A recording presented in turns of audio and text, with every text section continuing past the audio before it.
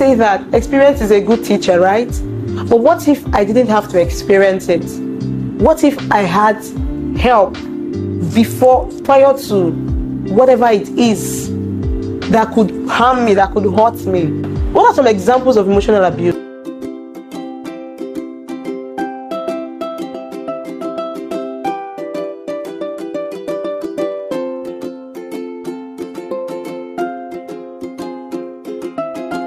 So let's look at some of the signs of an emotionally abused child.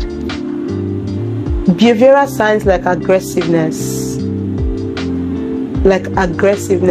See, behind every behavior, behind every misbehavior rather, there is a why.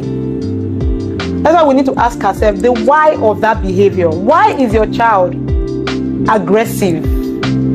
Now, if the aggressiveness is not from you, because of course we model everything to our children as parents.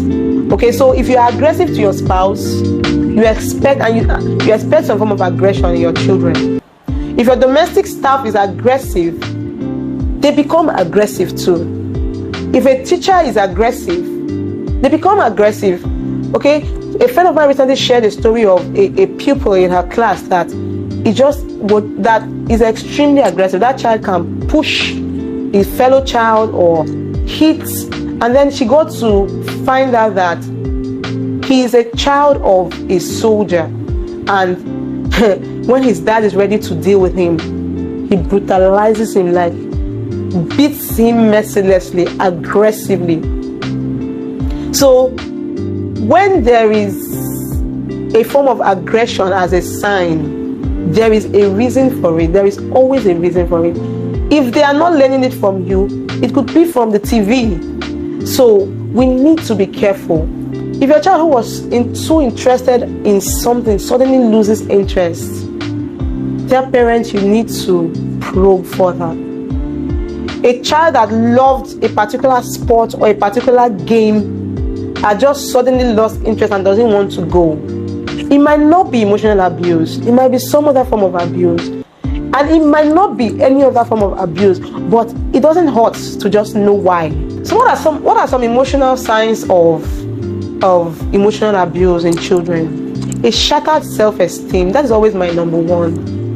Now, your child's low self-esteem might not be a result of emotional abuse. It may not. But first of all, a low self-esteem in a child is something that we must treat with urgency. Okay? It's something that it's not something that low self-esteem is not something that you just leave a child to outgrow. It's something that you have to consciously work on, something that you have to consciously put in effort to bring that child out of. In fact, that's one of the reasons I set up an inner circle for children and teenagers. That's just an aspect. There are so many aspects of that inner circle. So if you have not registered your child or your teen between the ages of 6 and 17, please follow the link in the bio and register your child. A shattered self-esteem is why so many adults are nowhere to be found. Why so many adults have been unable to even find purpose. Why so many adults are unable to confidently come out to do what they want to do. Why so many adults have been shut up. Another aspect of it is post-traumatic stress disorder, which can manifest in so many other forms. Can manifest in form of depression. I said earlier, depression is no longer a thing for adults. So recently there's a video of, I think, an 8 or 9 year old that committed suicide. He committed suicide. They later found out from the school CCTV that he was being bullied. He had been bullied several times by a set of boys, a set of children in his class. So if you don't probe further when you see some signs in your child, you may not find out. Difficulty forming friendships or relationships. Okay, so, or even keeping them. We've not formed, so we're not even going to the aspect of keeping. Okay, some adults even up to now find it really difficult forming or making friends and keeping them because of a scar in their emotional or psychological development in their childhood. Some of us are carrying a lot of baggages from our childhood, and it's very common. So we do not want that with our children, especially in this time and age. We do not want that with our children at all. No, at all. An unhealthy family dynamic or classroom environment or school environment, home environment, neighborhood can lead to emotional abuse. Now, what are some of the red flags we must look out for when it comes to emotional abuse? I always find it very strange that some teachers of children, now I'm not even talking about secondary, so let me just leave secondary schools out of it. Teachers of children in nursery, playgroup, primary, do not smile. Like, they're always so like, imagine taking your child to a playgroup or to a school where the teacher is not even smiling and welcoming. It's already an issue. For me, I look out for all that. Imagine having a domestic staff that is always so uptight, that is not at least playful to an extent. No. That is one big red flag, one very big red flag. Always angry, finding it very difficult to smile, always so uptight with the children. You will never bring the best out of that child. Okay, so when there is so much control and domineering attitude in the home, it is a cause for concern. Another red flag is inconsistent discipline. So, inconsistent discipline, today you are okay with what your child has done. Tomorrow there is an outburst. Tomorrow there's a form of aggression. Tomorrow you're hitting and beating the child. Now, recently I had a session on how to discipline your child, and it's a private video, but you can send me a private message or just join the WhatsApp link on the platform and you get the replay to that video, to that training rather. Inconsistent discipline can cost you your child's emotional development. Another aspect is a family that is characterized by chronic stress.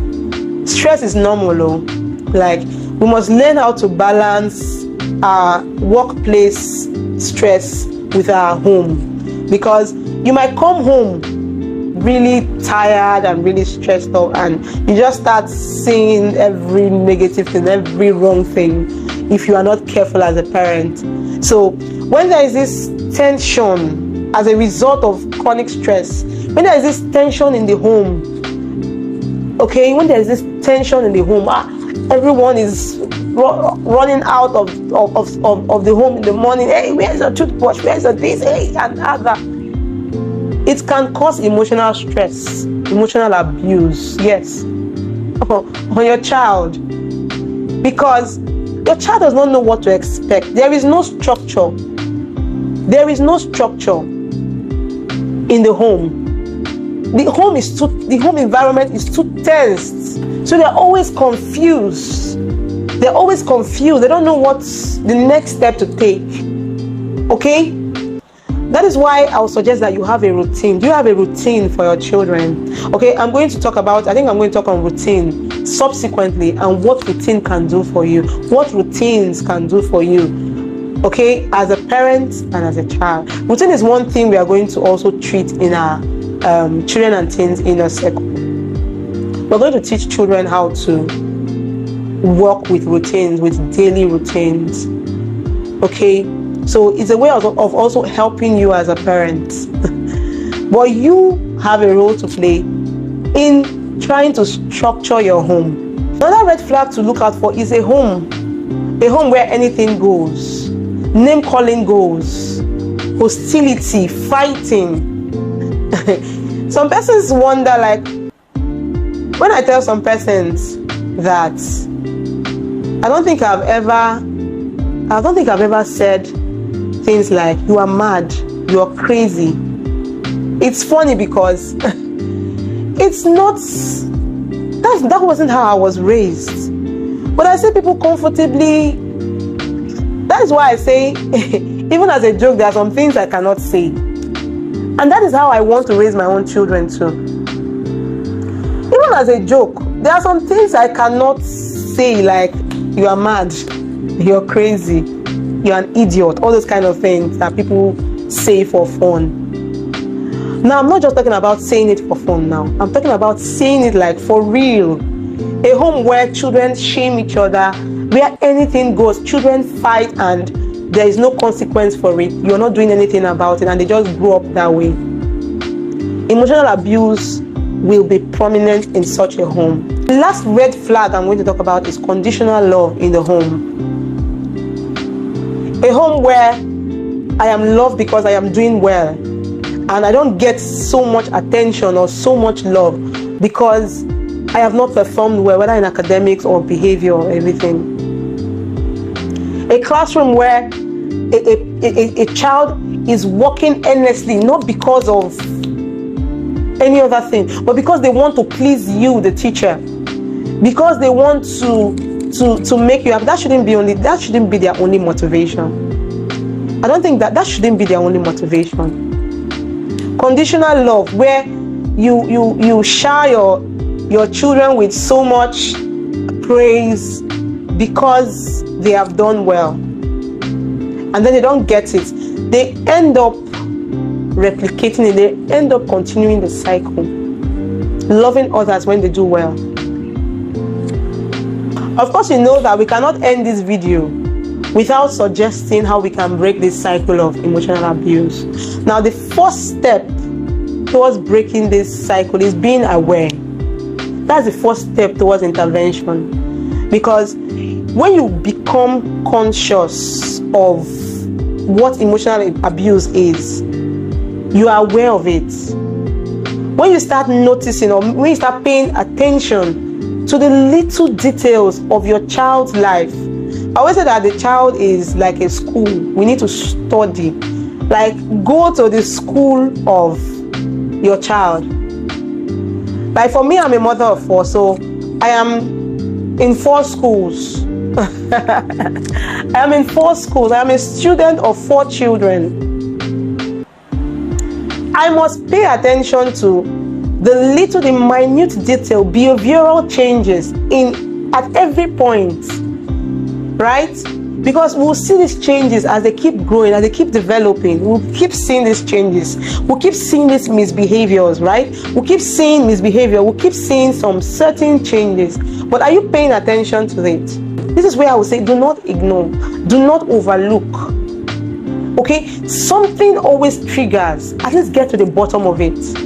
Another way to break the cycle is to recognize our fault as parents. Take responsibility. Take responsibility. I mean, what aspects of emotional abuse is coming from you, from all I have said? Okay, I'm sure some of us will be happy, yes. Focus on the teachers, but a lot of us are guilty. So I'm sure you know that I am speaking on behalf of your child. I am your child's advocate. So I am not here to sugarcoat it. So if you feel you are responsible for some aspects of emotional abuse in your child, it is time to take responsibility. It is time to communicate openly with your child. Teach your child to name their feelings, name their emotions. They are always ready to speak. They are always ready to open up. Okay, just a few days ago, I spoke to one of my teenagers. She has been so down. Like, I've never really seen her smile or laugh, and she's so promising. She doesn't really talk that much, so I just held her face. I said, how are you? You look so beautiful today, but you've not smiled. Like, I've been trying to make you smile today and you've not smiled. Is that something you want to share? And she just nodded, and I said, okay, so can you share? That was how she started sharing, like deep scars on her emotion. So you can see that they are ready to open up. They're just waiting on you to create room for them. They're waiting on you sometimes to initiate the conversation, to start, to say something, to at least notice. Children love attention. As in, children, They don't just love attention, children need attention. Attention is a need for them. So if we do not give them that attention, at least by initiating the conversation, it becomes a major issue. I mean, parents, we need to empower our children. Stop relaxing and just looking, okay, after all, there are some things our parents did not do for us, right? And we turned out well. Well, did you? Have you gotten? Don't you think there are some things that you wish your parents did for you?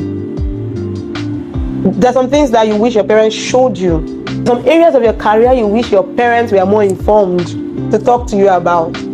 So we can position our children by empowering them.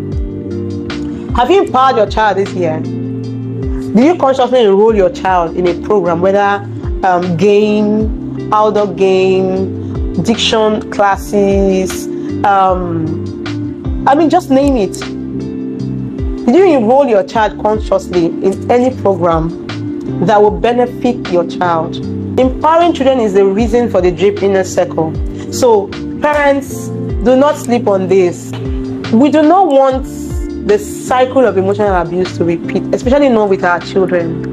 Okay, we're going to talk about other forms of abuse in different forms subsequently, but we do not want any of those cycles to repeat itself. So that is the reason for empowerment. I'm so happy I was able to share this information with you today on signs of an emotionally abused child. So if you enjoyed this video, if it was helpful, please give it a thumbs up.